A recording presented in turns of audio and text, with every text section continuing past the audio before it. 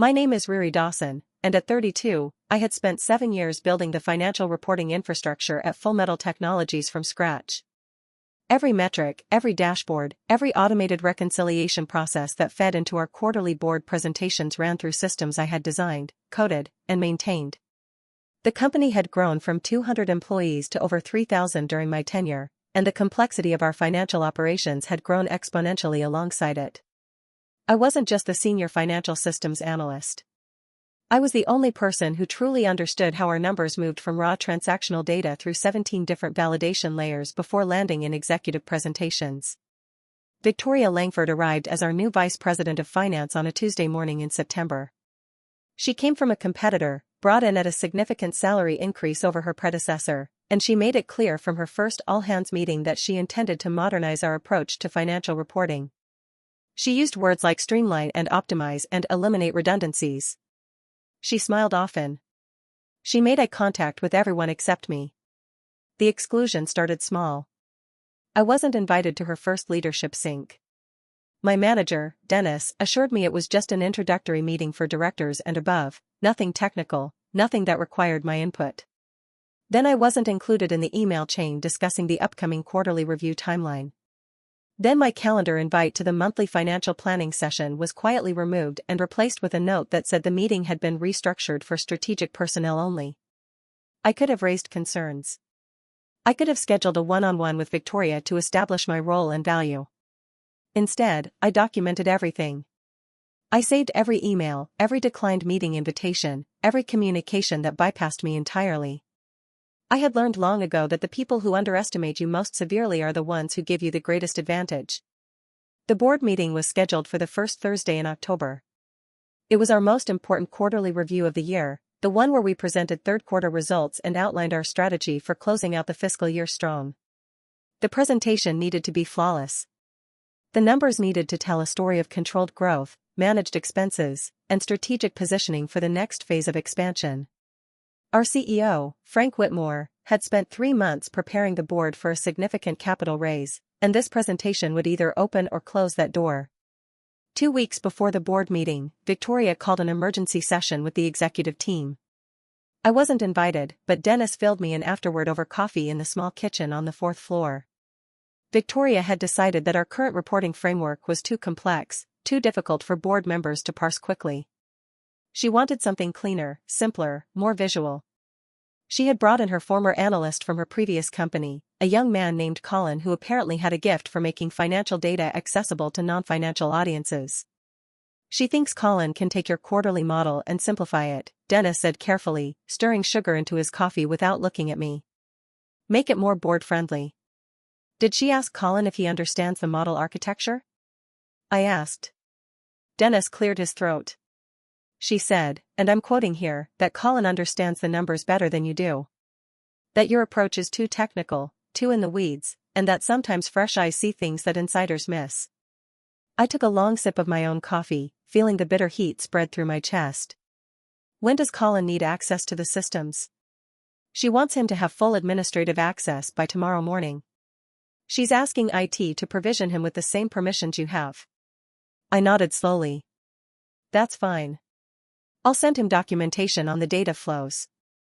Dennis looked relieved, perhaps expecting more of a fight.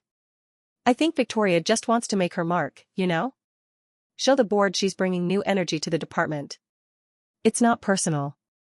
But it was personal. It was always personal when someone decided your expertise was disposable, when someone concluded that your years of specialized knowledge could be replicated by someone with fresh eyes and a friendly relationship with the person in charge.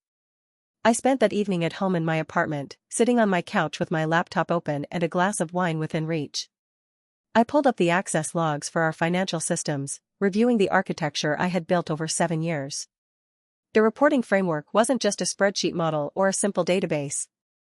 It was a carefully constructed ecosystem of automated data pulls, validation scripts, reconciliation checks, and audit trails that ensured every number presented to the board could be traced back to its source and verified against 3 separate control points. The system had dependencies. It had sequences that needed to execute in precise order. It had fail-safes and alerts and manual override points that existed for very specific regulatory and control reasons. I had documented everything extensively, but documentation only helps people who take the time to read it thoroughly and who possess enough foundational knowledge to understand what they're reading. Colin reached out to me via email the next morning. His message was friendly, almost apologetic. He introduced himself, mentioned that Victoria had asked him to take point on the board presentation, and requested access to my quarterly model files. He asked if I might have an hour to walk him through the basics, just to get him oriented. I responded within 10 minutes. I attached a 60-page technical documentation packet that outlined the system architecture, data flow diagrams, validation rule sets, and common troubleshooting scenarios. I included links to the file repositories, the database connection strings, and the credentials he would need. I offered to answer any questions he had via email, citing a busy schedule that made meetings difficult to arrange in the short term. He thanked me and said the documentation looked comprehensive. He didn't follow up with questions. Victoria sent out a new org chart 3 days later. It restructured the financial operations team, moving several reporting functions under Colin's purview and shifting my role to systems maintenance and support. The change was presented as a way to let me focus on the technical backend while freeing up strategic reporting capacity for board-level communications. Dennis called me after the announcement went out, his voice tight with discomfort, asking if I was okay with the change. I'm fine, I told him. I'll focus on keeping the systems running smoothly. And I did exactly that. I continued my daily work, monitoring system performance, reviewing automated job logs, responding to technical questions from the accounting team. I didn't reach out to Colin to check on his progress. I didn't offer unsolicited advice or warnings. When he sent me a question about why certain revenue figures weren't matching between two reports, I sent him a link to the relevant section of the documentation and a brief note explaining that the reports pulled from different timestamps in the data refresh cycle and would reconcile once the nightly batch process completed. He thanked me. He didn't ask for clarification on what the nightly batch process did or why it mattered. The weekend before the board meeting, I drove out to a small coffee shop I liked in the neighboring town, a quiet place with good espresso and tables far enough apart that you could work without overhearing other conversations. I brought my laptop and spent 3 hours reviewing system logs and confirming that all scheduled processes had executed correctly. Everything was running exactly as designed. Every automated job had completed successfully. Every validation checkpoint had passed. Every data feed was current and accurate. I also reviewed my employment contract, paying particular attention to the sections covering intellectual property, system access, and termination procedures. I had negotiated specific clauses when I first built the financial systems, clauses that protected both me and the company in the event of disputes over system ownership or control. My lawyer at the time had advised me to ensure that any critical systems I built were tied to my continued active involvement, not just my past contributions. I had followed that advice carefully. Monday morning arrived, and I came into the office at my usual time. The energy was different, heightened. The board meeting was 3 days away, and the executive team was in final preparation mode. I saw Victoria in the hallway around 10 o'clock, walking quickly toward the conference room with her phone pressed to her ear. She looked focused, confident. She didn't acknowledge me as we passed. Colin sent me an email at 2 in the afternoon. The subject line read urgent report validation issue. The message itself was brief and tense. Several of the key metrics in the board presentation were showing unexpected variances from the previous quarter. He had double-checked his formulas and couldn't identify the source of the discrepancy. Could I take a look at the underlying data feeds? I read the email twice, then checked the system logs. Everything was functioning normally. The data feeds were clean. The validation processes had all completed without errors. I responded that based on the system logs, all data sources were accurate and current. If his reports were showing unexpected variances, the issue was likely in how he was pulling or calculating the figures, not in the source data itself. He replied asking if I could jump on a quick call to walk him through the data validation process. I responded that I was deep in maintenance work on another system and couldn't break away, but that the documentation I had sent him included a section on validation procedures that should help him troubleshoot. The next morning, Dennis appeared at my desk before I had finished my first coffee. His face was drawn, and he had the look of someone who had slept poorly and started drinking caffeine too early. "Riri, we have a problem," he said quietly. Colin's presentation numbers don't match the preliminary figures we sent to the board last month. Victoria is trying to reconcile the differences, but she's running into issues with the data sources. I looked up at him calmly. What kind of issues? She can't figure out why the revenue recognition figures are off by almost 8%. And the expense allocations are showing a completely different distribution pattern than what we've reported historically. She's asking if there's a system problem. There's no system problem, I said. I checked all the logs yesterday. Every automated process is running correctly. Every data feed is accurate. Dennis rubbed his face with both hands. Can you look at what Colin built? Just to make sure he's pulling the data correctly? I considered this for a moment, then nodded. Send me his files. He forwarded the email chain within minutes. I opened Colin's workbook and spent 20 minutes reviewing his approach. It was immediately clear what had happened. He had rebuilt the reporting model from scratch rather than using the existing framework, apparently believing that starting fresh would give him a cleaner, simpler structure.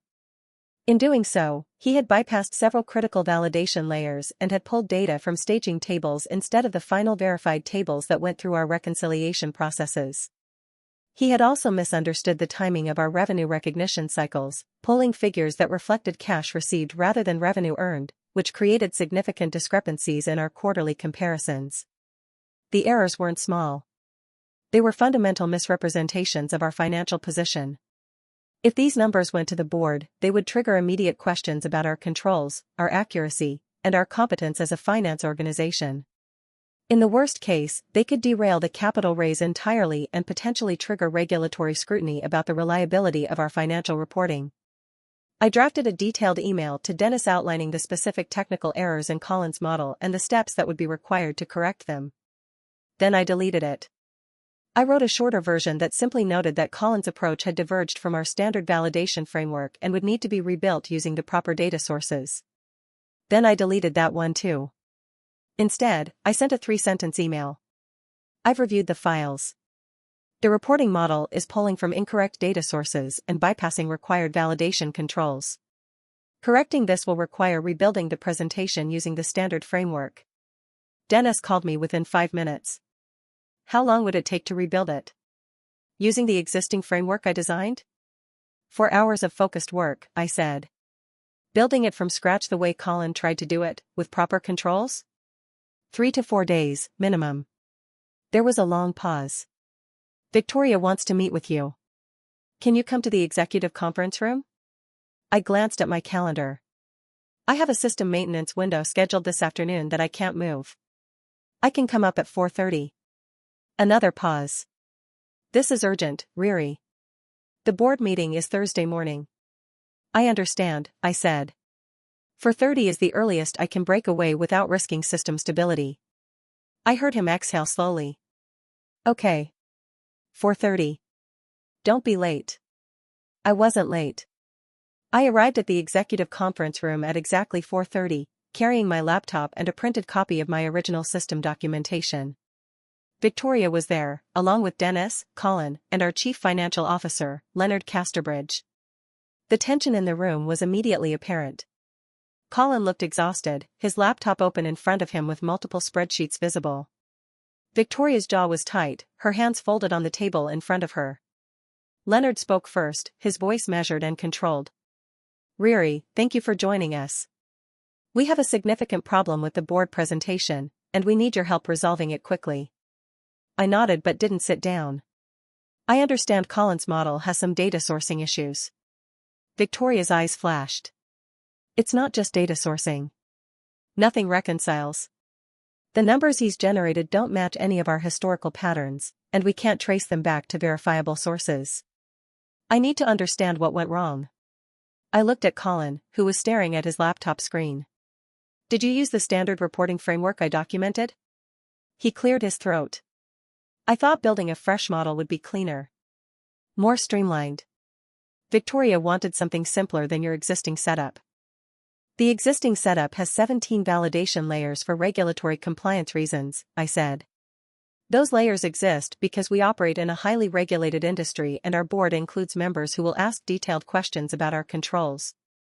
Simplicity is good, but not at the expense of accuracy.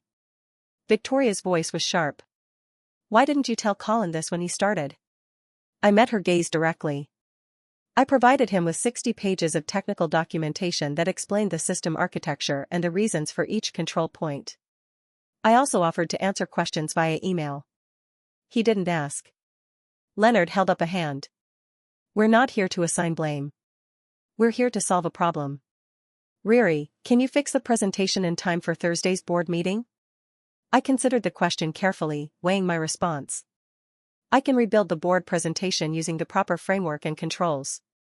It will take approximately 4 hours of focused work. Relief washed over Leonard's face. Excellent. When can you start? I'll need a few things in place first, I said calmly.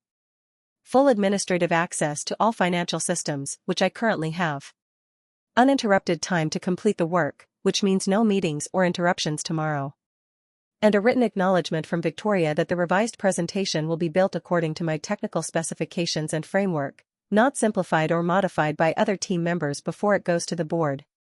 Victoria's expression hardened. That's not how we work in my organization. The VP of Finance has final review authority on all board materials.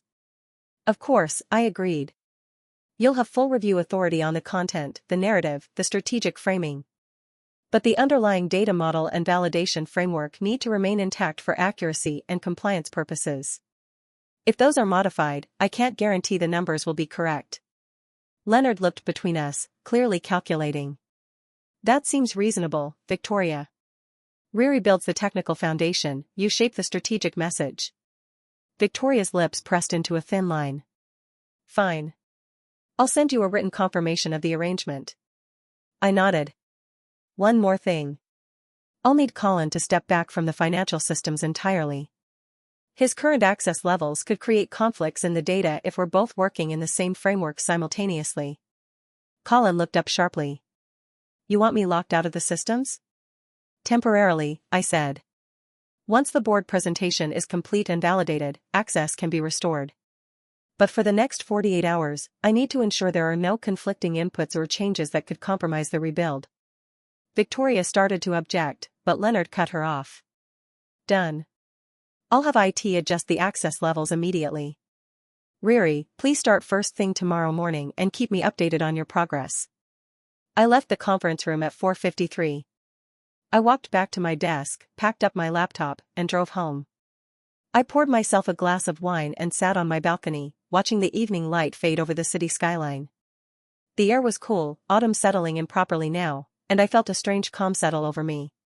Everything was proceeding exactly as I had anticipated. The next morning, I arrived at the office at 6:30, before most of the executive team. I made coffee, settled into my desk, and opened my laptop. I began rebuilding the board presentation using the framework I had designed 7 years ago and had refined continuously since. I pulled revenue data from the properly validated tables, cross-referenced expense allocations against our departmental coding structure, and ran reconciliation checks against our general ledger balances. The work was methodical, almost meditative. Each formula, each data connection, each validation rule slotted into place exactly where it belonged. By noon, I had the core financial metrics completed and validated. By 3 in the afternoon, I had built out the quarter-over-quarter comparison analyses and the variance explanations. By 5:30, I had finished the complete presentation deck, including visual dashboards, supporting detail schedules, and audit trail documentation. I sent the completed file to Leonard and Dennis with a brief note. Board presentation complete. All figures validated against source systems and reconciled. Documentation attached showing control point verification. Leonard responded within 10 minutes, asking me to walk him through the key numbers. I spent 90 minutes in his office, explaining each major metric, showing him how the figures traced back to operational realities, and answering his detailed questions about our control environment. He looked relieved by the end of the conversation, his confidence visibly restored. This is excellent work, Riri. Exactly what we need. I'm going to have Victoria and Colin review it tonight so we can do a final run-through tomorrow morning. A small warning bell sounded in my mind. I'd recommend minimal changes at this point. The model is validated and locked. Any modifications could introduce errors. Leonard nodded. I'll make sure they understand that. Thank you for pulling this together so quickly. I went home that evening feeling cautiously optimistic. The presentation was solid. The numbers were accurate. The board meeting was tomorrow morning, and as long as no one made significant changes to my work overnight, everything would proceed smoothly. My phone rang at 11:30 that night. It was Dennis, his voice tight with stress. Riri, I'm sorry to call so late. Victoria made some modifications to your presentation. She thought some of the charts were too complex and simplified them. Now several of the numbers aren't matching between the executive summary and the detail pages. I closed my eyes, standing in my dark kitchen with the phone pressed to my ear. What kind of modifications? She removed some of the validation tables and consolidated several of the revenue breakdowns. She said the board doesn't need to see that level of detail. The validation tables aren't for the board, I said quietly. They're for us, to prove the numbers are accurate if anyone asks questions. And the revenue breakdowns are structured the way they are because of how we recognize revenue across different product lines. Consolidating them incorrectly could misrepresent our performance. Dennis was silent for a moment. Can you fix it tonight? I looked at the clock. Not tonight. I need to see what she changed and trace through the impact. I can come in early tomorrow morning, but Dennis, the board meeting is at 9. I don't know if there will be enough time. Just do what you can, he said. Please. I arrived at the office at 5 in the morning. The building was nearly empty, just security and a few ambitious junior employees who started their days before the sun rose. I pulled up Victoria's modified version of the presentation and felt my jaw tighten as I reviewed her changes. She had simplified the charts in a way that obscured important distinctions between recurring and non-recurring revenue. She had removed validation tables that were critical for audit trail purposes. She had reformatted expense data in a way that made our cost structure look more favorable than it actually was. The changes weren't just cosmetic. They were material misrepresentations that would fall apart under scrutiny. I began working through the corrections, rebuilding the sections she had altered, restoring the proper validation frameworks. It was meticulous work, requiring careful attention to ensure I didn't introduce new errors while fixing her mistakes. At 7:15, Dennis appeared at my desk, looking haggard. How's it going? I'm about halfway through the corrections, I said. Some of what she changed is going to take longer to fix than I thought. His face went pale. The board meeting is at 9. I know. At 7:45, Victoria arrived. She came directly to my desk, her expression cold and controlled. Dennis tells me you're still making changes to the presentation. I'm correcting the errors that were introduced when you modified the validated model, I said evenly. The changes you made created material discrepancies that would raise questions about our reporting accuracy. Her voice dropped to a sharp whisper. I am the Vice President of Finance. I have final authority over what goes to the board. You don't get to second-guess my judgment. I saved my work and turned to face her fully. I'm not second-guessing your judgment on strategy or messaging. I'm correcting technical errors that compromise the accuracy of our financial reporting. Those are two different things. This presentation needs to be board-ready in 1 hour, she said. If you can't finish it in time, we'll go with the version I prepared. I held her gaze. If you present the version you prepared, the revenue figures will be misstated, the expense allocations will be inaccurate, and you won't be able to provide audit trail documentation if the board asks detailed questions. Which they will, because Leonard has been preparing them for a capital raise and they're going to scrutinize every number. Victoria's face flushed. You're undermining me deliberately. You've been resistant to my leadership since I arrived, and now you're trying to sabotage this presentation to make me look incompetent. Leonard's voice cut through the tension from behind us. What's going on here? We both turned. He stood a few feet away, clearly having heard at least part of the exchange. His expression was carefully neutral, but his eyes were alert and sharp. Victoria spoke first, her voice regaining its professional composure. Riri is still making changes to the board presentation with less than an hour before we present. I'm concerned we won't have time to review her work properly. I'm correcting errors that were introduced after I completed the validated version yesterday, I said calmly. Victoria made modifications that created material discrepancies. I'm restoring the accurate figures. Leonard looked at his watch, then at me. How much longer do you need? 15 minutes to finish the corrections. Another 5 to run final validation checks. Can you be confident the numbers are accurate? If I complete the corrections, yes. If we go with the modified version, no. He made his decision quickly. Finish your corrections. Victoria, I need you to come with me to prep for the meeting. We'll start at 9:15 instead of 9 to give Riri the time she needs. Victoria's jaw clenched, but she nodded curtly and followed Leonard toward the executive wing. I returned to my work, my hands steady despite the adrenaline coursing through me. I completed the final corrections at 8:37, ran the validation checks, and confirmed that every number reconciled properly. I saved the final version, sent it to Leonard and Dennis, and then sat back in my chair and took a long, slow breath. The board meeting went smoothly. I wasn't in the room, but Dennis filled me in afterward. The board members asked detailed questions about revenue recognition timing, expense allocation methodology, and the controls we had in place to ensure accuracy. Leonard had been able to answer every question confidently, referencing the validation documentation I had included in the appendix.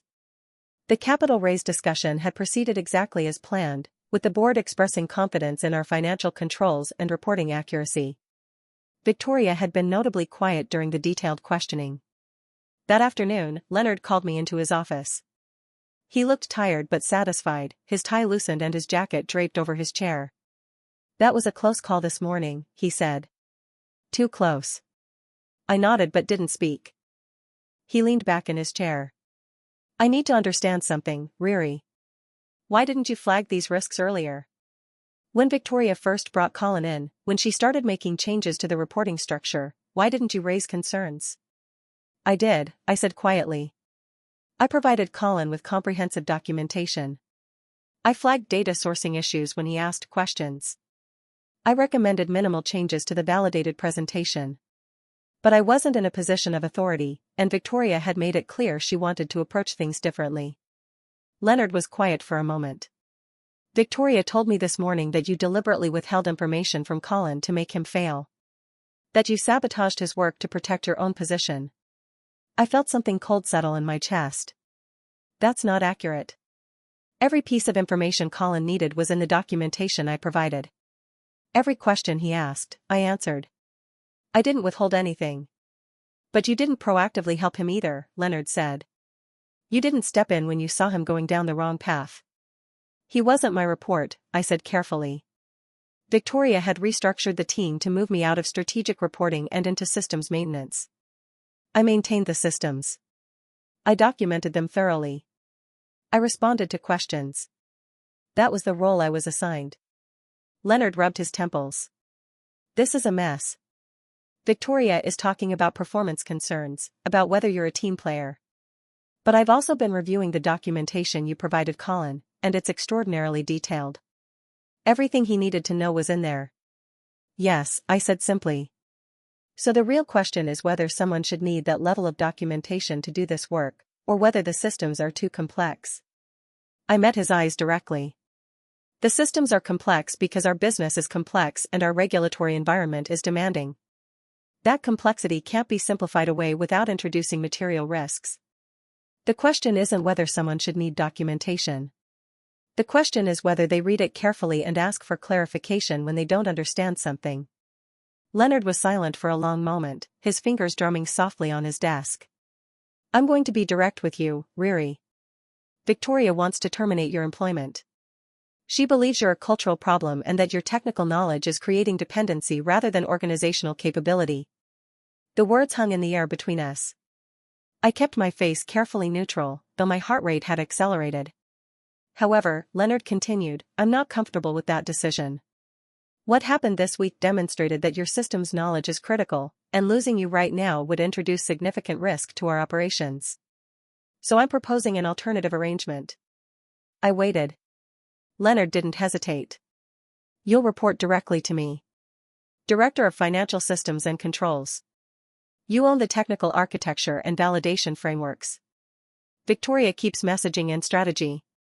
The systems are yours. Non-negotiable. I considered it. Terms? Salary increase, equity, executive seat. Board access. Final sign-off on system changes. Direct work with external auditors.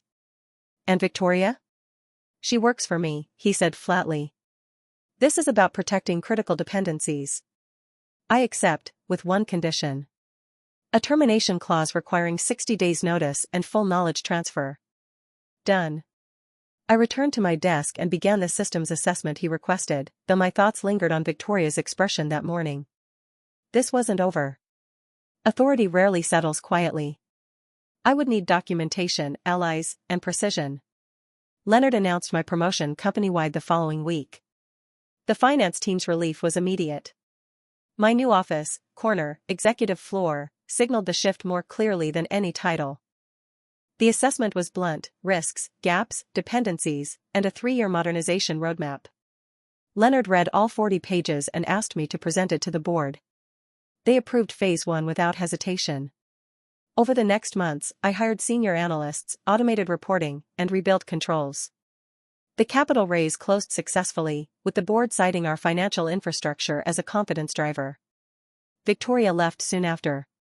Her successor, Diane, valued technical rigor over optics, and we worked seamlessly. By year's end, audits passed with 0 findings. Manual processes were reduced by more than half. A board member told me quietly, "You prevented problems instead of reacting to them." Walking back to my office, I felt the need to prove myself finally lift. The system spoke for me now, and everyone was listening.